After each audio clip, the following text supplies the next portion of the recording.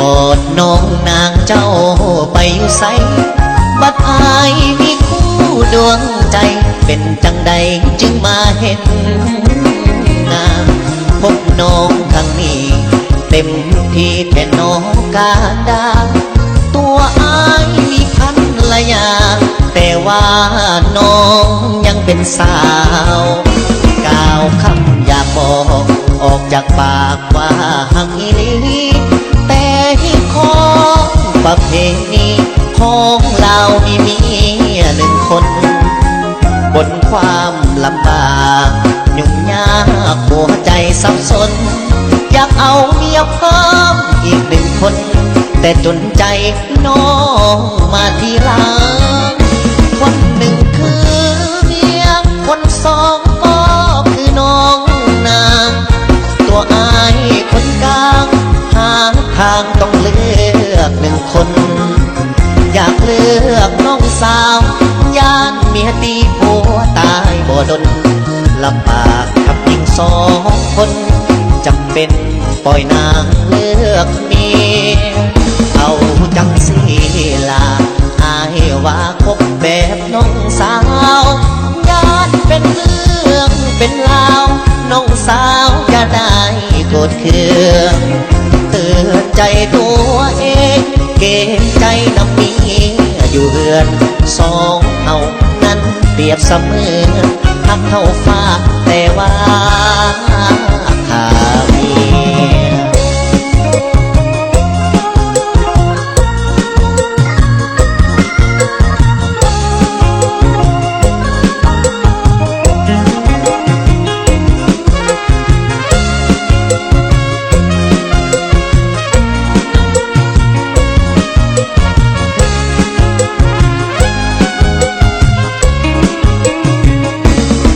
หนึ่งคือ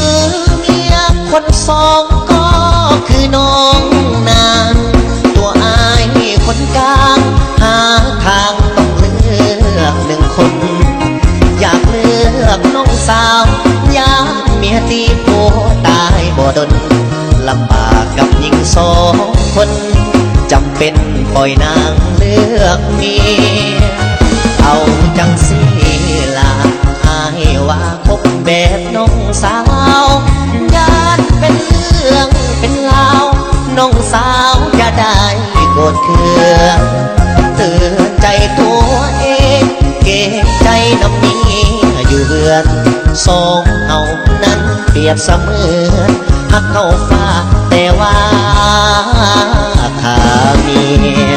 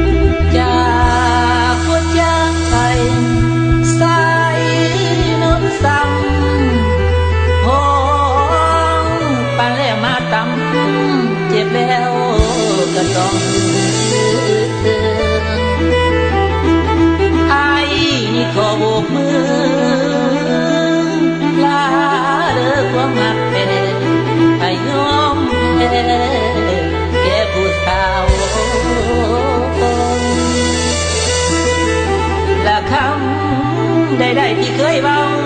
สัญญาหักสองเฮาต้องลืมไปให้มองมงคลหากของคนจนทิ่มใส่ลมทมใส่น้ำไหลลงกองแก้มนิ้วพี่โอ้โอ้โอ้ยนั่นละนะ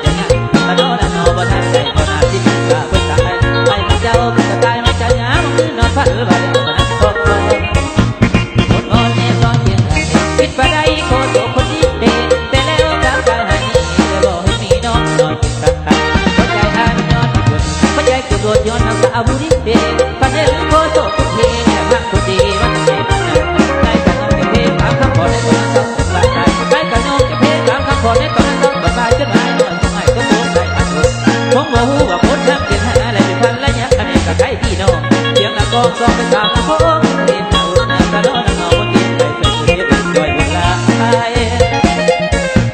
รายการละเพลงตามคำโพงใครนั่งรอฟังอยู่ทุกคนไปจะอยู่เปิดชุดดังๆในยินเล่นฟังมาเต็มที่อยู่ละให้คนละเท้าหน้ามันต้องออกอันนี้เขาบอกว่าโมพับปังปังปังฮักแน่เด้อกระจับตาได้บอกตัวพาไม่ได้ออกฟ้าดีมีแฟนบอกน้องตาแล้วมีผู้บ่าวมามันเพิ่งพาบอกไอ้แน่เด้อกระจับตาบ่มีปัญหาไอ้มานักเรียนเดี๋ยวมันลอยมันลอยเข้าโลกใส่บัตรตู้เด้นั่งเงินอยู่บนใบเป็นของน้องฮักผู้เนี่ยเป็นแฟนแน่เด้อนะฮักผู้เนี่ยเป็นแฟนแน่เด้อนะหนุ่มสาวคนสุดโอ้ที่มาพักเทพเดี๋ยวนี้น้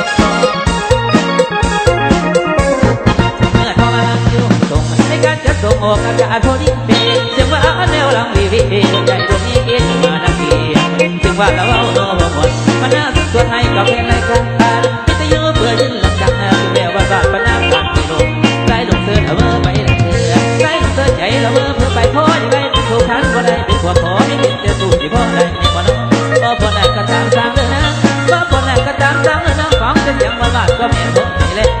ให้แปะเอาหางนอกน้ำเสียงนักสำเนียงบ้านเราวัดเช้าก็โตน้องอยู่บ้านทางอยู่บ้านหน้าบ้านปากกาเดิมเปิดให้หางเจ้าเร็วก็ก่อนละฟังเสียงก็ก่อนละมันใจพันเพิ่นเอาเมื่อไปได้เชื่อใจพันเพิ่นเอาเมื่อไปได้เชื่อยังเมื่อดังมันเด็กก็สมเจ้าคนเห็นใจพันเปียกสิลงทางน้ำเสียงใจพันปีน้องรับน้ำเสียงฟังมันยังเสียงบ้านน้ำเลี้ยงเลี้ยงน้ำเลี้ยงเลี้ยงเลี้ยง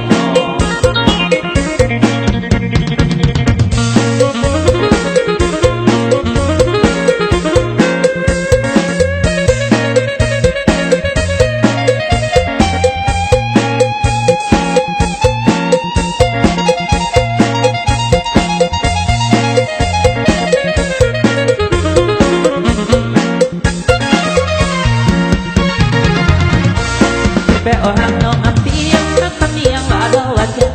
พอโตน้องอยู่บ้านทางอยู่บ้านหน้าบ้านปากกาเดิมเปิดให้หางเจ้าเร็วเก็บพอละฟังเสียงคนคนเอาหมอนเห็นทุกวันใจพันเพิ่นเอาเมื่อไปได้เชื่อใจพันเพิ่นเอาเมื่อไปได้เชื่อยังเมื่อน้ำมันเด็กก็สมเจ้าผู้เห็นใจพันเป็นสิลงน้ำน้ำเสียงใจพันปีลงน้ำน้ำเสียงฟังเขาเลี้ยงเสียงว่าน้ำเลี้ยงเลี้ยง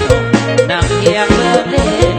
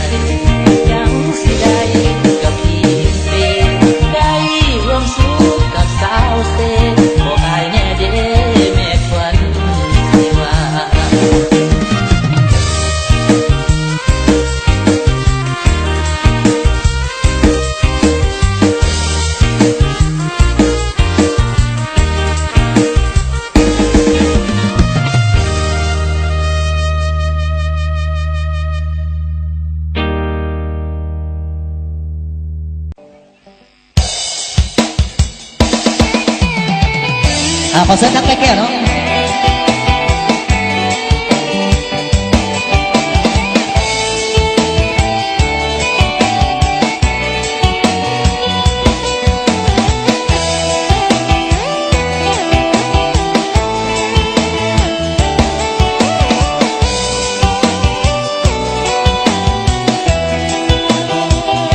อยากเป็นผู้เฒ่าบ่อยากผมขาวผมงอก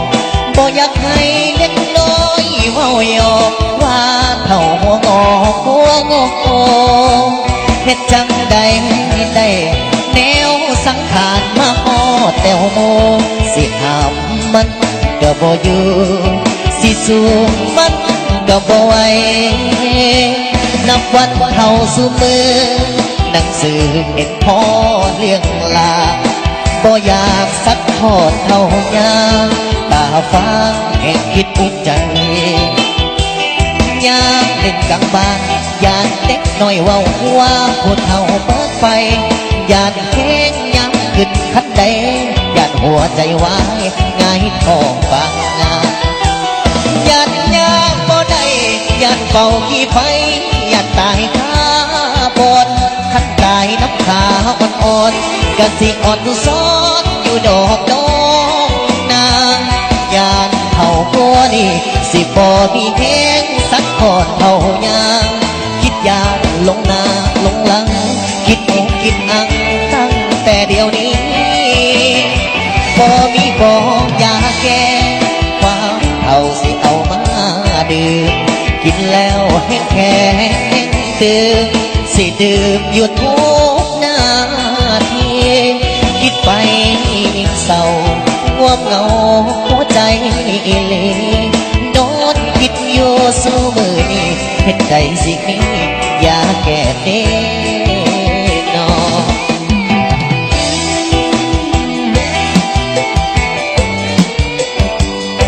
บรรดาทั้งอันน้องๆทั้งกลางนอกห้องนั้นเลยค่ะพอเสื้อน้ำกันเด้อพอเสื้อน้ำกันเนาะ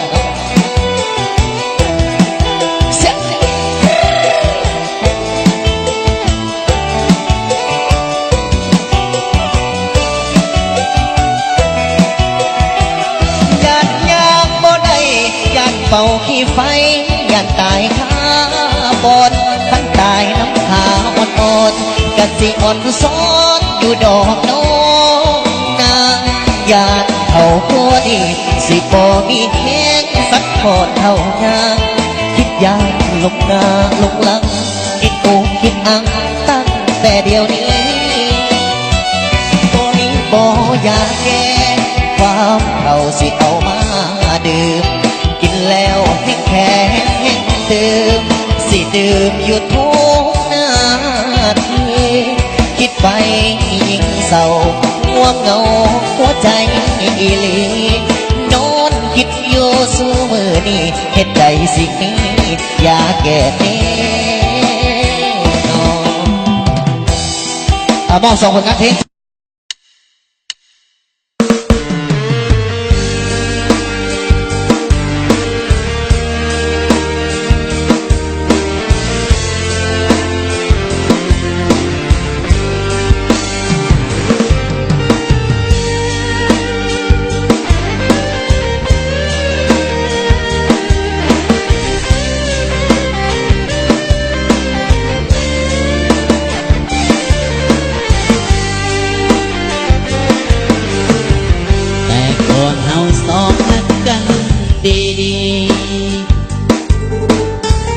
ไปเที่ยวแต่ละทีมีกันและกันบ่าย2-3 โมงเราโทรหากันให้กับจอมควันนัดกันที่ห้างแคมคอยนั่งคองยืนคอยบ่เห็นหน้ามนหรือนางสับสนเวียงงานจึงบ่มาปล่อยให้อายคอยลนแล้วการลาเจ็บปวดนักหนานักอายหาแล้วมาบ่เจอเลี้ยวเบิ่งซ้ายน้ำคลองที่ไหลผ่านซอ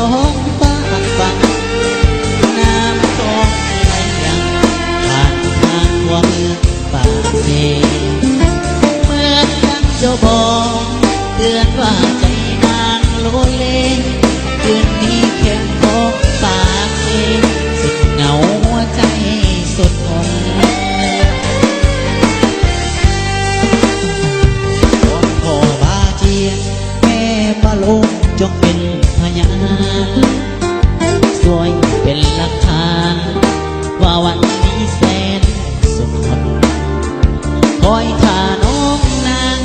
บ่มาตัวกันได้ลงจนหัวใจแหลกเลือนคมจมลงกับสายน้ำคลอง ม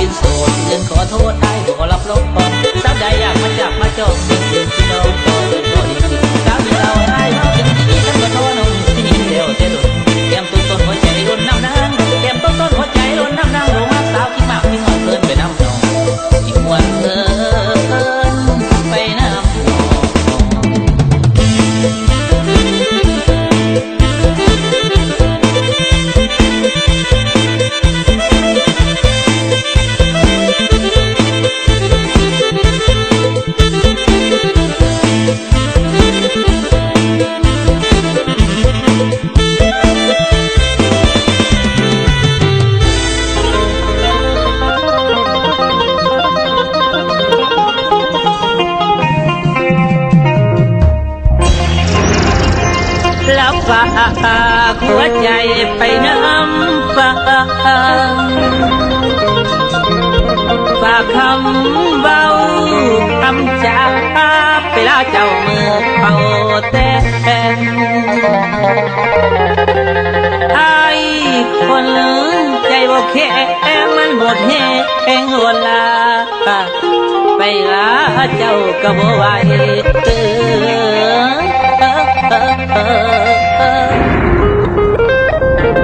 ยันอดใจบ่ได้เป็นหนุ่มไทยให้คนห้ามฮอดมือแต่งคนงามได้สั่งคำไปน้ำฟ้า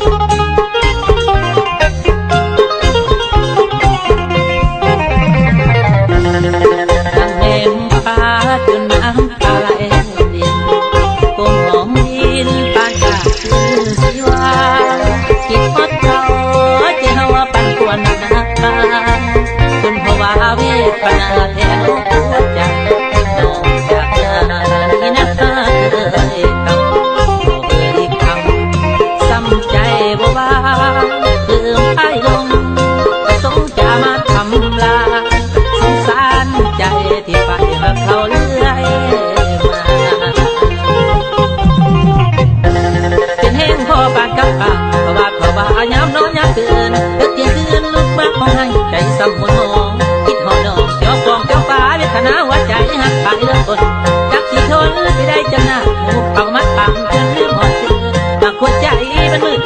คือน้องอยากจะอายเป็นตะนักให้หักลายเหลือเกินให้เข้าเปิ้นใจเปิ้นคิดบ่หาน้องกับลาลาโซฟามาลายสงสารใจที่ไปบ่วงลงขอ